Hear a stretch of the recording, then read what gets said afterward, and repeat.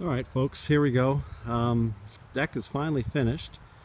This has been a summer-long project, as and when I was able to get to it, but glad to say that it's finally finished. This is a custom deck using Brazilian hardwood decking and rails. What I'll do is kind of give you a close-up here of some of the features in a moment, but got to include the Kubota because it was a huge help in lifting those beams that you see there, supporting the big beefy posts. We were doing that as well as helping dig out the sorry for the wind here folks, but dig out the piers. So let me come back to you with some details and show you some of my handiwork. Alright, we're underneath the deck here, so it should be a little quieter and not as much wind noise, but one of the things I'll point out is the piers. So they do go down 48 inches below our frost line here in Michigan. And one of the things you'll notice here at the base is a product that I decided to use. It's by Simpson Strong Tie, and basically what they call it is a knife plate. And the way it works is it bolts down into the concrete pier, and you see the slot there. What you do is you kind of cut a slot, and maybe you can see the steel plate in there, and then there's 3 pins that go right there to secure it in place. That keeps it both from moving horizontally as well as vertically, and I've been really pleased with them. Really easy to work with, and I think they'll last a good long time. So these posts, these are 8x8 treated posts. Thought I'd go a little bit beefier. We do want to eventually put a pergola on top of the deck, so thought I'd go ahead and beef it up a little bit. We go up here further, see if I can avoid getting you blinded by the sun here, but that's a laminated treated beam. It's basically about 15 inches high by about 6.5 inches wide, and that extends the entire length. There's actually 3 sections of it, and we notched in the 8x8 posts to accommodate for that. Alright, let me take you up underneath here. So obviously one of the things you always want to look for when building a deck like this is that you've got a good attachment to the house. You can see all of my lag bolts in there. Those all go into the floor joists inside the house, so that's not going anywhere. That's about as secure as can be.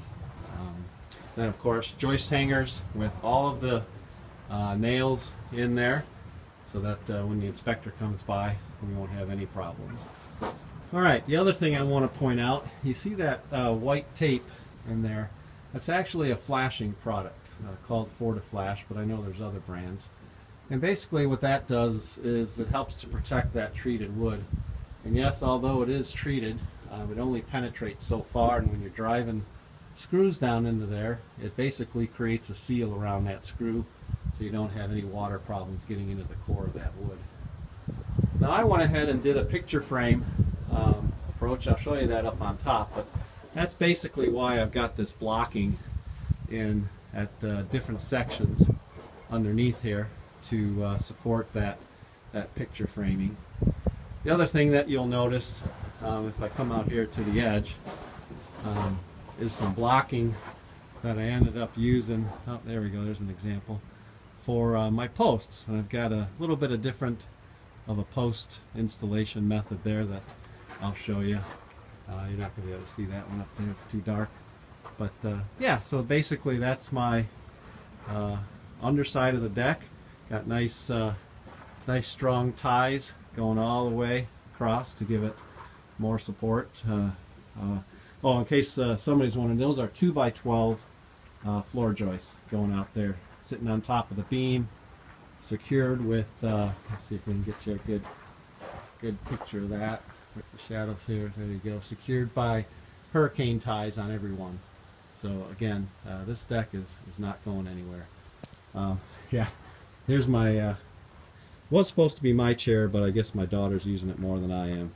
We also put some hooks up over here for a hammock, which is nice. Given our surroundings here, you can see we are on a lake.